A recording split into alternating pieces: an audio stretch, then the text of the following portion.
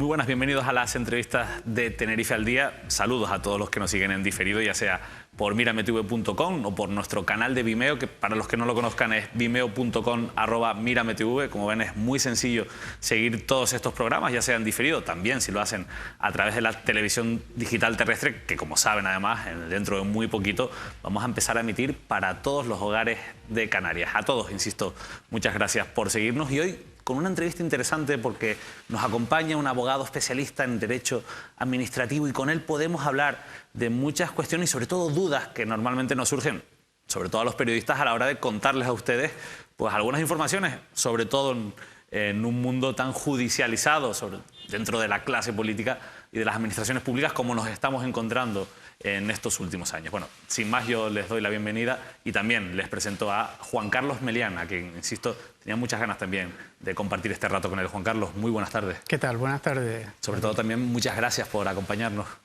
Gracias a ustedes por requerir mi presencia. ¿Desde qué año eres abogado? ¿Practicas la abogacía? No, el otro día me llegó la carta del decano del colegio que había cumplido 25 años de ejercicio, ¿no? Teniendo en cuenta que tuve más o menos un parón en el ejercicio de 4 años cuando estuve en la administración pública, pues ese número de años, más o menos 25, 26, 27, por ahí. Una amplia experiencia en cualquier caso. Sí. Últimamente además le hemos visto muy vinculado a una palabra que se utiliza y cada vez más por la clase política, que es la transparencia. Le hemos visto organizando jornadas detrás de algunos estudios también que se han realizado. ¿Qué se entiende a día de hoy por transparencia? Bueno, transparencia ahora mismo es un monigote que se utiliza muy socorridamente. De hecho, en las primeras entrevistas, en los primeros debates que se están viendo electorales, ya aparece la transparencia como uno de los temas estrella. La transparencia es uno de los pilares, junto con la colaboración y la participación, en los que se basa un concepto más amplio que es el de gobierno abierto. A través del gobierno abierto se pretende recuperar la confianza de los ciudadanos en sus instituciones, en sus políticos, que el ciudadano se empodere y vuelva a participar de los asuntos públicos, que tome interés. Entonces, desde ese punto de vista, la transparencia, es decir, el acceso a la información pública, es necesario porque a partir de ahí el ciudadano puede ayudar a tomar decisiones, participa, es conocedor de las necesidades, de los ingresos, de los gastos, al final puede ejercitar el control y en definitiva pues, puede recuperarse el ciudadano para la vida pública, porque ahora mismo es reconocido en la mayor parte de las democracias que es necesario hacer este cambio, este giro, porque si no se corre el riesgo de que la democracia pues, se deteriore, ¿no? Y esto de la transparencia está regulado por ley, ¿verdad? Sí. Afortunadamente está regulado por ley. Es curioso, ¿no? Porque que tenga que ser la ley la que obliga a las administraciones públicas a ser transparentes cuando debería ser algo innato de las propias administraciones. Sí, bueno, esto de la transparencia se parece bastante. ¿Te acuerdas cuando hicieron la ley de la prevención del tabaquismo? Que nos parecía a los no fumadores imposible recuperar determinados espacios que para los que sufrimos el tabaco es imposible acceder a ellos, pero sin embargo, desde el momento que se impuso la ley, yo creo que desde el momento inicial hubo ciertas reticencias y al final acabó imponiéndose. ¿Qué es lo que viene a exigir a grandes rasgos la ley de transparencia? Bueno, la ley de transparencia, en primer lugar, hay una ley estatal que establece, por decirlo así, unos mínimos, ¿vale? Y entonces, en materia de publicidad activa, es decir, la publicidad... Bueno, la transparencia, para hablar con propiedad, tiene dos aspectos. Una es la publicidad activa, es decir, la información que los sujetos que manejan dinero público, por decirlo de alguna manera, tiene que volcar en su sede web, en Internet. Y por otro lado está el acceso a la información pública que, no estando ahí publicada, pues solicitan los ciudadanos acceder a ella. ¿Vale? Esos dos puntos de vista. Es decir, yo quiero determinada información, la solicito, o cuando la ley establece la obligación de publicar determinada información, pues me voy a la sede web y accedo a ella. Lo que pasa es que veremos matices, cómo se publican las cosas, ¿no? Bueno, pues al margen de la ley estatal, que establece que es una ley de mínimos, que permite a las comunidades autónomas dictar su propia ley con obligaciones de publicidad más amplias. En el caso de Canarias, y la mayor parte de las comunidades autónomas, tienen su propia ley de transparencia, que en algunos aspectos son más exigentes que la ley estatal y que establecen periodos de entrada en vigor para el sector autonómico y local anteriores a los que está previsto por el Estado. Es decir, el plazo máximo de entrada en vigor para las autonomías y las entidades locales de las obligaciones que contiene la ley estatal es el día 10 de diciembre de este año. En ese momento tienen que estar adaptadas todas las administraciones ya. Esa ley es de aplicación actualmente al sector estatal y en esa fecha lo será para el sector autonómico y local, pero como han dictado leyes autonómicas, la mayor parte de las, pues se produce una entrada en vigor escalonada. Por ejemplo, en el caso de la ley canaria, pues la ley canaria entrará en vigor a los 6 meses, la parte esa de la ley, la que establece las obligaciones de publicidad activa, a los 6 meses de su publicación. Se publicó el día 9 de enero, pues el 9 de julio, ¿no? Estamos hablando. Y en cualquier caso, esos mínimos que se establecen en la ley estatal y que después, pues también en algunos casos suelen ser más exigentes, lógicamente, en las leyes autonómicas, ¿se cumplen en líneas generales? Bueno, lo de la transparencia está en pañales. Estamos en un comienzo que ojalá, bueno, y ese yo creo que es un poco el sentido de que al final el político que se quiera dedicar a la política tiene que tener claro que la transparencia debe ser uno de sus insignias, debe tenerla siempre por delante.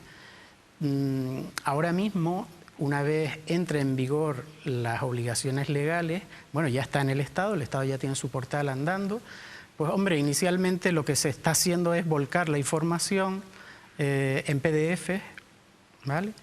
Y organizarla según algún índice. Ahí hay algunos índices que miden la transparencia y bueno, intentando salir bien en la foto, lo que se hace es se organiza esa información según esos índices y bueno, eso es lo que tenemos ahora. La ley obliga a que la información sea accesible, clara, comprensible, estructurada,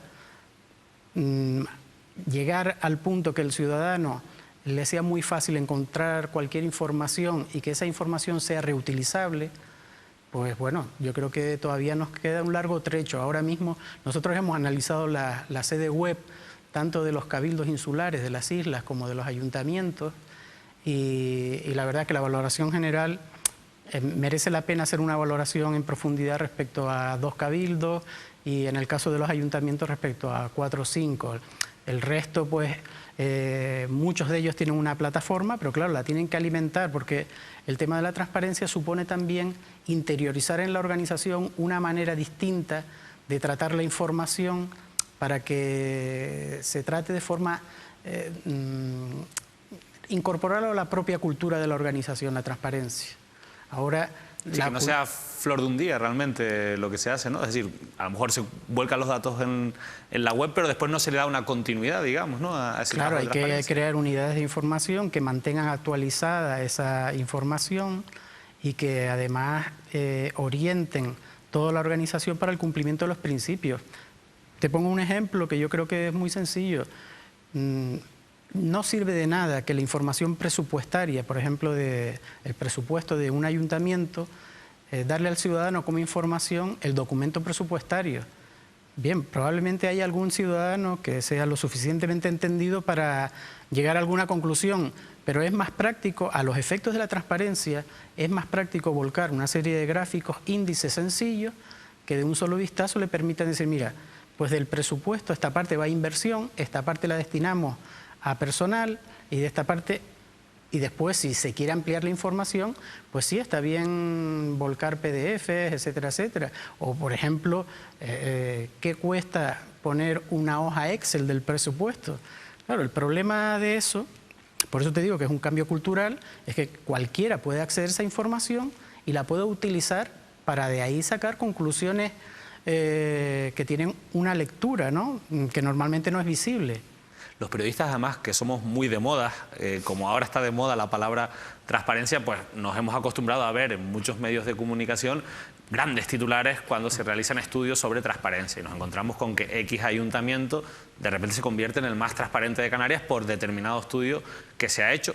a raíz, insisto, de ese estudio y de ese titular. Pero también es verdad que a algunos periodistas también nos llama la atención que determinados ayuntamientos que cumplen con los parámetros de transparencia, después en nuestro día a día, en nuestra experiencia personal, no son nada transparentes, porque pasa, por ejemplo, y hay un ejemplo que yo siempre pongo, que es el de Arona, ¿no? Que sí que cumple con unos parámetros, pero después te encuentras con que es un ayuntamiento con muchos políticos o excargos públicos que están vinculados, algunos ya condenados en casos y en investigaciones judiciales, y yo recuerdo de aquellas épocas y de estas últimas incluso, de que era muy difícil acceder a la documentación de esos expedientes o de otros muchos que al fin y al cabo no dejaban de ser contrataciones públicas.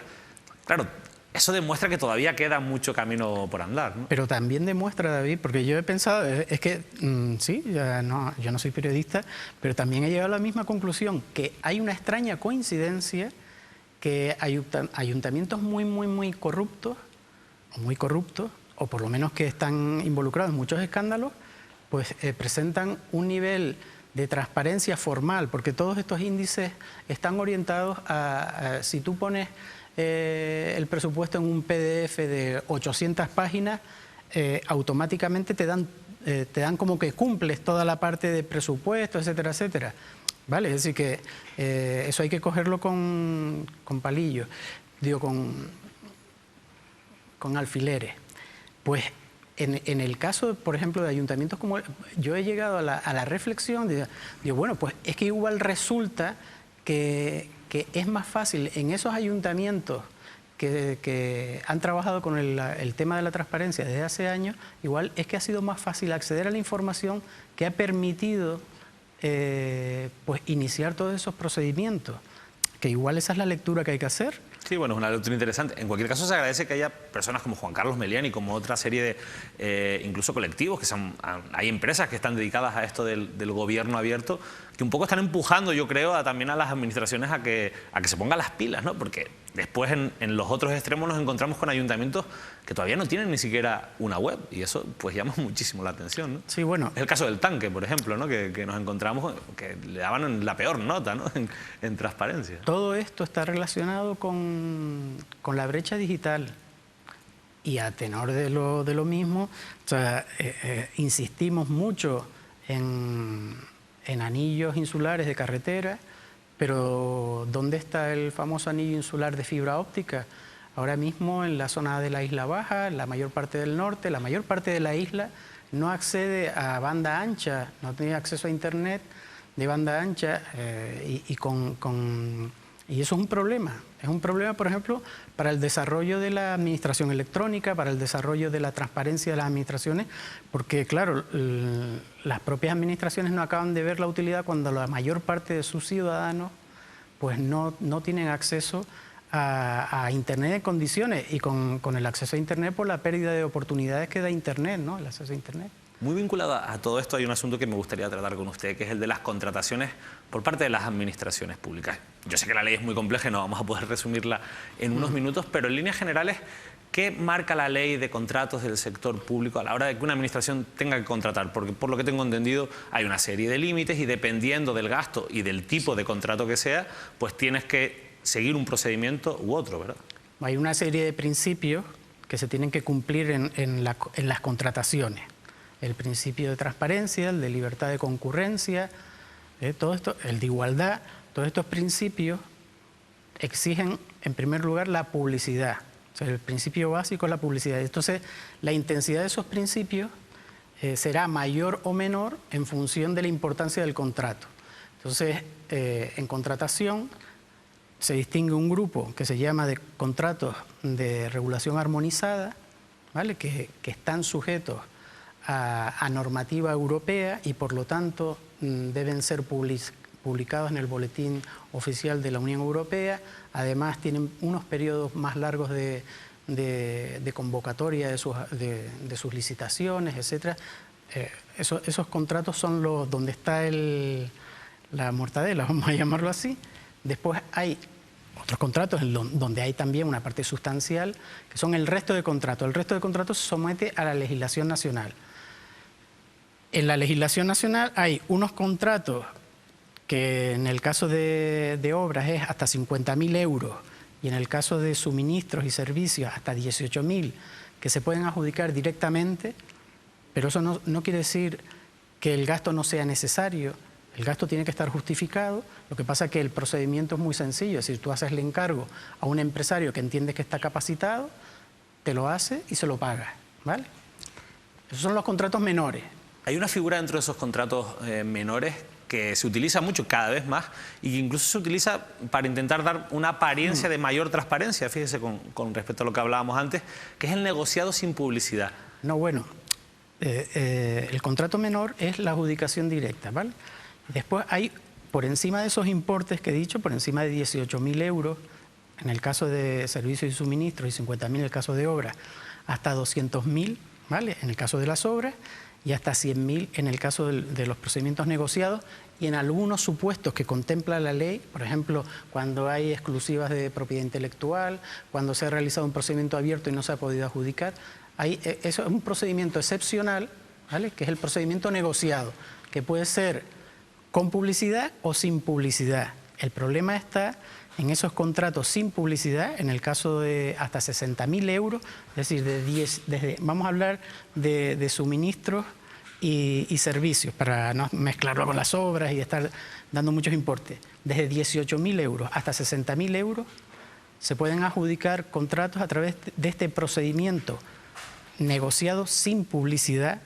¿En qué consiste? Invitando como mínimo a 3 empresarios. Es un procedimiento en el que relativamente sencillo. Tú invitas a 3 empresarios que no hace falta que tú los hayas seleccionado especialmente, de ahí es necesario que las organizaciones adopten normas para objetivizar esa selección.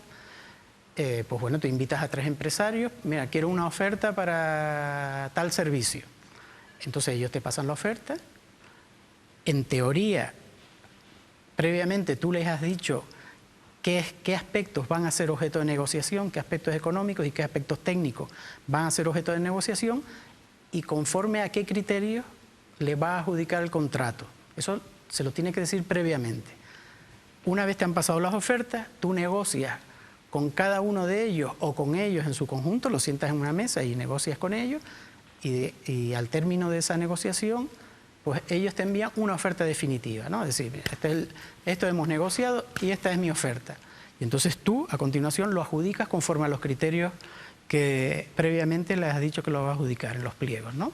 Y ya está. Y eso o sea que esto, fíjese, usted me corregía y dice, claro, eso no es un contrato menor. Sin embargo, la realidad es que, por lo que usted ha contado, se asemeja mucho más a una contratación directa que a un procedimiento abierto. Claro, es que el procedimiento negociado sin publicidad se ha ido, bueno, o sea, ha sido así. O sea, se utiliza como si fuera una adjudicación directa en la que invitas a 3 empresas amigas, en las que incluso la mayor parte de los casos se ponen de acuerdo entre ellas.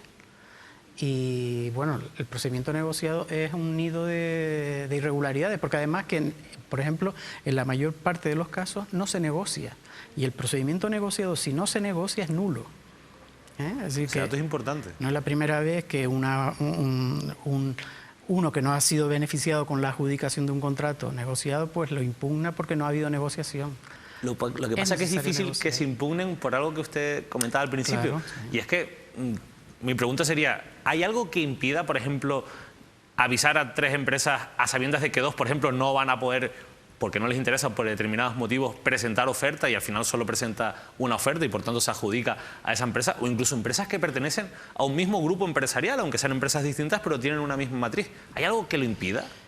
Pues no, tú lo que tienes que invitar a 3 empresas como mínimo. Después ya tú no, en teoría, desde el punto de vista del órgano de contratación, tú no tienes culpa de que no todos te presenten las ofertas, ¿no?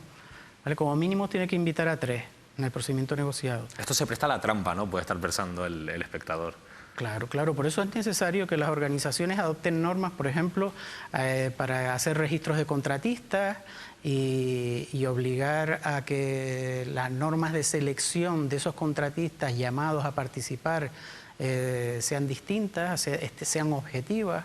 Hablando de luz y taquígrafos, no, evidentemente tiene mucha tela, pero bueno, me voy a quedar con eso último. Empezando, David, por ejemplo, la mayor parte de estos expedientes, el primer documento es el valor del contrato y tú tienes que ver estos expedientes. ¿Cómo se establece el valor del contrato? Pues aparece por arte de Birli Birloque, aparece por ahí y cuando tú te preguntas, bueno, ¿y por qué cuesta esto? Pues no logras averiguar dentro del expediente. Te tienes que imaginar que, bueno, pero pues el primer documento... Porque no hay obligación a que esté argumentado tampoco. No, sí tiene que estar en el expediente. Es decir, ¿de dónde sacó el órgano de contratación que esto vale cuánto y no tanto? Pero los que yo he visto, la mayor parte de ellos, del lado de como abogado, me he encontrado que está injustificado el valor. Porque tú dices, pero bueno, si esto en otras adjudicaciones que han hecho el otro día vale 5 y me veo en 40, ¿cuál es el motivo por el cual...? Pues eso tiene que estar justificado en el expediente en base a un estudio de mercado, el valor de mercado de las prestaciones que tú vas a contratar. Y sin embargo, eso, por ejemplo, no se hace. Ya te digo que el procedimiento negociado es un procedimiento que tiene... con publicidad o sin publicidad, que tiene mucha tela. Por ejemplo, la contratación de artistas que está justificada porque hay derechos de propiedad intelectual en exclusiva, ¿no? Si tú quieres contratar a fulanito de tal, pues tienes que contratar a fulanito de tal, que ese es el que canta bien o el que toca bien, ¿no?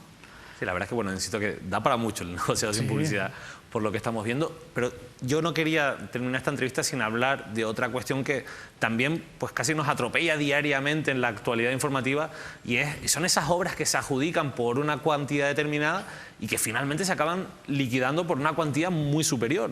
¿La ley en general qué dice sobre estos sobrecostes de las obras? Bueno, la ley se ha ido modificando paulatinamente, en particular en este aspecto, el de los modificados de contrato, porque la mayor parte de estos sobrecostes vienen de modificados de contrato, de modificados del proyecto, y ahora, y al final es la misma empresa la que se le va adjudicando, le va diciendo, y ahora hazme el muro, y ahora... ¿Vale? Eso tiene un límite, que es el 10%. Esos modificados pueden estar, o sea, en teoría, tienen que estar previstos en los pliegos, y solo en las causas determinadas en la ley se permiten modificados fuera de esos que no estén previstos en los pliegos de contratación. El problema en la contratación muchas veces es que se vuelcan los esfuerzos a la hora de establecer las condiciones técnicas, los pliegos, ahí se vuelcan los esfuerzos. Sin embargo, en los propios pliegos no hay previsión en relación al control en la ejecución. Si nos olvidamos, por ejemplo, en una concesión, el control de la concesión, ¿cómo se va a realizar? Entonces se abandona esa parte de ese aspecto del contrato, cuando yo creo que es lo más importante, porque si no, el contratista te va a estar tomando el pelo durante el plazo de la concesión, por ejemplo, en el caso de la concesión. Pero finalmente esa falta de control, por la experiencia de algunos expedientes que yo he visto, a quien favorece es a la empresa adjudicataria, que se puede valer pues, de intereses de demora, de revisión de precios, siempre que se produzcan esos desfases a veces a la hora de controlar y sobre todo de incrementar el coste de una obra, ¿no? David, no te estoy descubriendo nada nuevo si te digo que nada más los desfases de las obras del AVE supusieron, en los últimos 7 años, supusieron 10.000 millones de euros. Ese es el importe de los recortes en sanidad y educación. Eso habría sido suficiente para evitar esos recortes. La gente que está en contratación sabe que el importe de la contratación, lo que la contratación pública supone en el Producto Interior Bruto del país, ronda del 19 al 20%. Pues de ese porcentaje, a su vez hay un 10% que se sabe que es un sobrecoste añadido por los modificados de obra, una parte por la corrupción, es decir, estamos hablando de un 10%, ¿eh? Vamos, que la mala gestión administrativa nos sale muy caro a los ciudadanos. Claro, claro. La falta de previsión y después, claro, lo que hemos hablado, el coste de la corrupción, pues es ¿no? Al final sale del dinero público, lo estamos viendo todos los días, y para eso, bueno, o sea, el legislador pone controles, pone medidas y siempre hay alguna manera de saltárselas, pero bueno... Bueno, y hay órganos fiscalizadores dentro de las administraciones, hay un interventor, hay una serie de... los servicios jurídicos, entiendo que no será por falta de medios para poder fiscalizar este tipo de obras, ¿no? Y de contratos. Esa es otra cuestión. O sea, ayer leía que en el Tribunal de Cuentas, que había hecho un examen de los contratos públicos, pues ese examen que hace el Tribunal de Cuentas es de las cuentas y había hecho un examen de la contratación pública, pues la contratación de 2012. Es decir, esos órganos de control cuando llegan al control ya lo hacen de forma tardía. El examen que hace, por ejemplo, la audiencia de cuentas, en la mayor parte de las veces, en el momento que se hace, ya carece de interés. Entonces, hay que establecer mecanismos para que el trabajo de los órganos de control sea mucho más ágil, digo los de control interno, que los tiene la administración, y de los controles externos, sobre todo los de control externo, que en teoría son independientes de la propia administración que examina, que hay que establecer que sea más ágil. ¿A nosotros de qué nos sirve que nos cuenten cualquier informe de las corporaciones locales del 2009, hace 2 días, o del 2010, del 2011, o que te hablen de la contratación en la televisión pública del año de la pera? A ti lo que te interesa es saber qué es lo que está sucediendo ahora. Es decir, hemos cogido las cuentas del año pasado, las hemos examinado y esto es lo que hemos encontrado. Ahí en ese momento sí sirve de algo, pero ¿de qué sirve cuando está prescrita la responsabilidad penal, la administrativa, la contable, todo? No sirve absolutamente de nada. La verdad que interesante reflexión. Juan Carlos Melián, abogado, se nos ha acabado la media hora de entrevista que tenemos diaria. Yo le agradezco mucho que haya estado aquí. Yo sé que son asuntos que pueden parecer complejos, bueno, que lo son, porque el derecho, al fin y al cabo, muchas veces es bastante enrevesado, pero no deja de ser fundamental para nuestro día a día, sobre todo para de las administraciones públicas. Así que le voy a pedir que en un tiempo no muy largo vuelva para seguir hablando de cuestiones que, insisto, creo que pueden ser muy interesantes para nuestros espectadores, porque al final el derecho es prácticamente nuestro día a día, ¿no? Juan Carlos Melián, de verdad, muchas gracias. No, gracias a ustedes. Hasta luego. Juan Carlos Melián, insisto, abogado, y hemos estado hablando de algunas de esas cuestiones que diariamente, bueno, cuando les contamos aquí las noticias en Mírame Televisión, pues hablamos de esos negociados sin publicidad, de esos sobrecostes en las obras, de esos informes sobre las transparencias en las administraciones públicas. Y bueno, aunque queda mucho camino por recorrer, nosotros también hemos intentado acercarle un poquito más para que entiendan qué hay detrás de toda esa maraña jurídica que a veces envuelve pues este tipo de actuaciones. Por nuestra parte, nada más, les espero en las redes sociales. Saben que estamos muy activos en Twitter, en Facebook, y también, por supuesto, les espero en mirametv.com y en nuestra emisión por la televisión digital terrestre. Que pasen una feliz noche.